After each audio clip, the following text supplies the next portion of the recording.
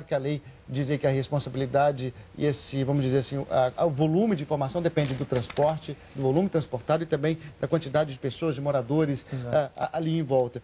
Acontece que isso não é muito bem definido e a própria concessionária encontra brechas, por exemplo, para fugir desse tipo de responsabilidade. Isso é uma brecha para a concessionária. Na verdade, tem duas coisas que têm que ser colocadas. Primeiro, falta total de planejamento nessa estruturação do setor ferroviário no país.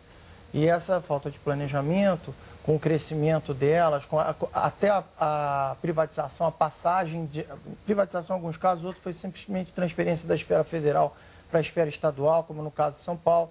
No Rio de Janeiro teve a privatização para a Supervia.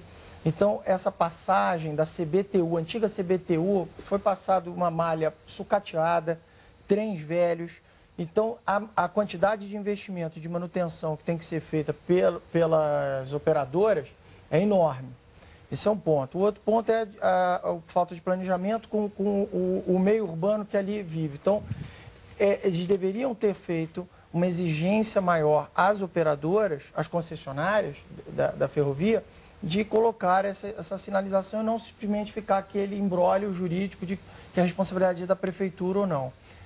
A gente está vendo mais do mesmo. No ano de 2000, está em 2010, falando de um acidente em São Paulo que morreram 9 pessoas.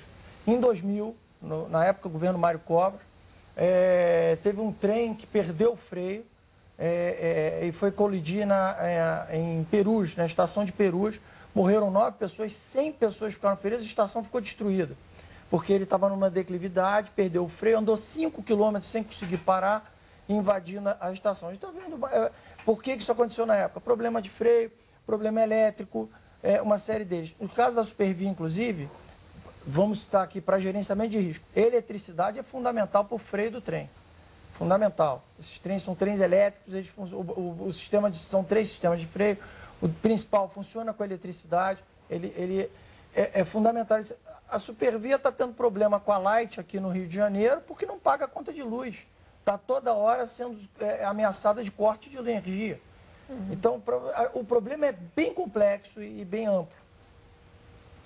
Bernardo, toda vez que ocorrem acidentes com trens, se cogita a possibilidade de tirar os trilhos da cidade, de mudar o trajeto das rodovias, ou melhor, das ferrovias. Mesmo sendo uma alternativa cara, essa poderia ser uma solução para reduzir os acidentes com trens dentro das cidades?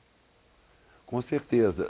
As cidades, na verdade, a maior parte delas, elas nasceram com a chegada da ferrovia e cresceram em torno das ferrovias. Só que hoje as ferrovias têm pouca relação com as cidades, porque não existem mais transporte de passageiros.